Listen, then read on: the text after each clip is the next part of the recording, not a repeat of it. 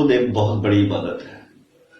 جبکہ ہم تمام عبادات کے اینڈ پہ دعا مانگتے ہیں، تو دعا مانگنا خود ایک بہت بڑی عبادت ہے.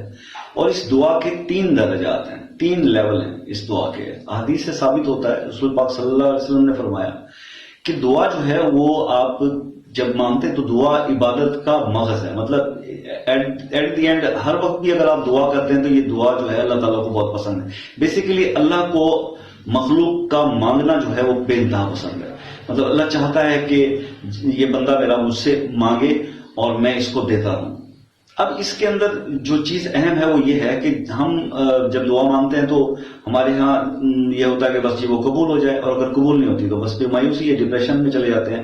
ایسی بات نہیں ہے. دعا کے بارے میں تھوڑا سا جو تفصیلات ہیں وہ کچھ یوں ہیں کہ دعا کے جو 3 لیول ہیں اس میں پہلا لیول تو یہ ہے کہ آپ نے اللہ پاک سے 10 کروڑ روپے مانگ لیے.